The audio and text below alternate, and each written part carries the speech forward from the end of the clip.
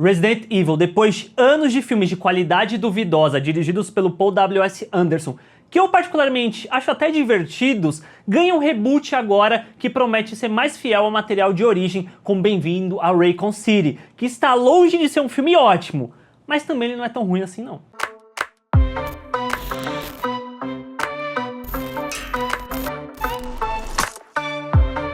A trama acompanha Claire Redfield voltando para Raccoon City para encontrar seu irmão Chris e ele se deparando com a cidade sendo tomada por zumbis. E tem também a Jill Valentine e o Leo S. Kennedy como um novato na polícia da cidade. Olá pessoas, eu sou o Arthur, sejam bem-vindos ao Bilheterama. Antes de eu falar mais sobre Resident Evil, bem-vindo a Raccoon City, esse é o primeiro vídeo no canal, assine para fazer parte da comunidade do Bilheterama e deixe um joinha que eu agradeço demais, isso ajuda o canal a crescer. O roteiro do Johannes Roberts, ele é no máximo ok, no sentido de que não há muito roteiro ali, tipo, ele tem um fiapo de narrativa com zero desenvolvimento de personagens. Pra gente, quanto espectador, o que é dado é muito pouco em relação aos personagens, é através de diálogos mega expositivos e até mesmo risíveis, o que eu acho que acaba sendo até uma escolha errada no ponto de que a gente tem 4 personagens principais. Se a gente pensa nos jogos que tem a Claire Redfield, o Chris Redfield, tem o Leo S. Kennedy, tem a Jill Valentine, você vai juntar toda essa galera num único filme e você não vai desenvolver minimamente nenhum deles, é algo muito estranho, porque fica clara que a intenção do diretor é justamente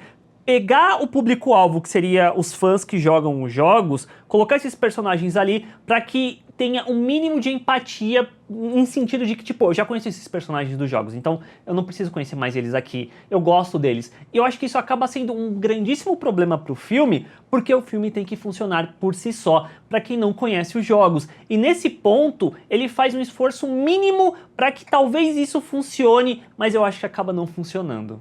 E aí, quanto à adaptação, é até curioso porque eu sinto que talvez a escolha que ele faça, o diretor, que também é o roteirista, que é o Johannes Roberts, talvez não agrade todo mundo que gosta muito dos jogos, na forma como ele pega os 2 primeiros jogos e mescla numa única narrativa.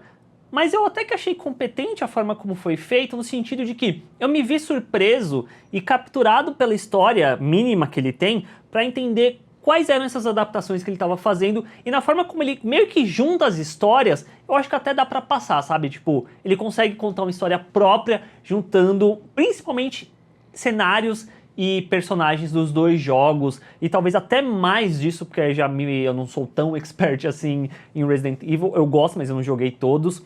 Mas dá pra sentir muitos momentos que ele tá fazendo, tipo, o fanservice pelo fanservice, tipo, olha, aqui a mansão, olha esse cenário, olha a forma como esse zumbi vira, ou então aqui a delegacia de polícia, olha esse enquadramento que é muito parecido com o do jogo, os personagens que você conhece, essas referências a outros personagens, é muito fanservice ali, que ok, mas eu acho que você precisa ter uma narrativa que sustente isso, porque o fanservice pelo fanservice fica vazio.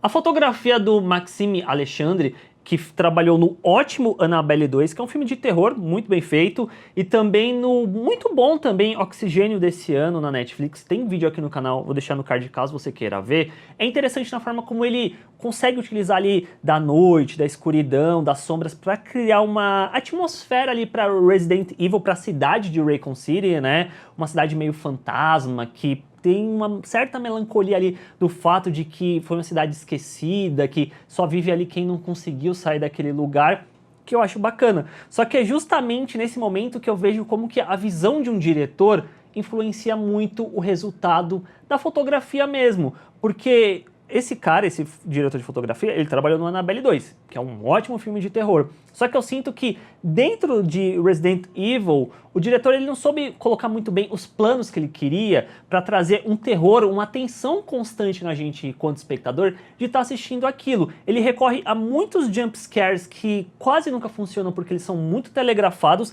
Teve só um que eu realmente me assustei, mas até aí é um jumpscare. Mas também no sentido de que ele não tem uma visão muito interessante de como enquadrar o terror ou a ação que ele está colocando ao longo do filme. Além do fato que tem uma coisa que me incomoda profundamente dentro desse filme, é que eles colocam uns letreiros mostrando a passagem de tempo, tipo meia-noite, 1 da manhã, 2 da manhã, que é para mostrar que tá chegando perto do amanhecer, que vai trazer uma consequência para a cidade, que eu acho que é totalmente desinteressante, porque é a forma que ele encontrou de talvez criar um suspense, uma tensão crescente para quem tá assistindo, que porque eu acho que é muito inefetiva. O elenco, de uma forma geral, eu acho que ele tá bem dado que tem em mãos. A Kai Scodelario, como a Claire Redfield, pra mim é a principal protagonista. Eu acho que ela tá bem, tipo, nessa forma mais séria, que a personagem tá lidando com a situação, dela querer provar que a Umbrella é responsável por tudo aquilo que tá acontecendo. O Avan Georgia, como o Leon S. Kennedy, ele tá bacana, acho que ele tá competente em mostrar essa incompetência do Leon S. Kennedy no começo da carreira dele ser um rookie, dele ser um novato, que não sabe muito bem o que fazer, que ele tá perdido na situação toda. Mas por mais que eu goste dos dois, eu acho que os outros dois lados dessa história, que seria a Hannah Kamen e o Robbie Amell, como a Jill Valentine e como o Chris Redfield, são totalmente esquecíveis dentro dessa narrativa. Eu acho que até mesmo o Tom Hopper, como o Albert Wesker, ele tá acima desses outros dois, que deveriam ser mais protagonistas até do que ele.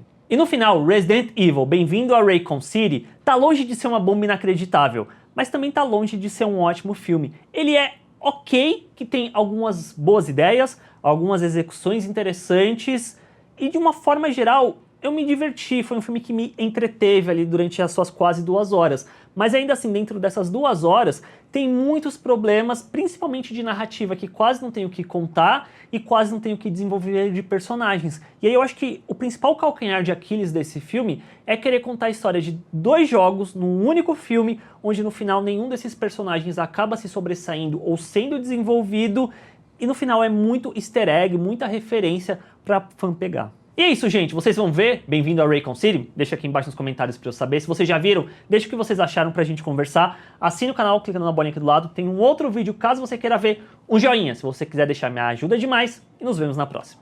Tchau, gente.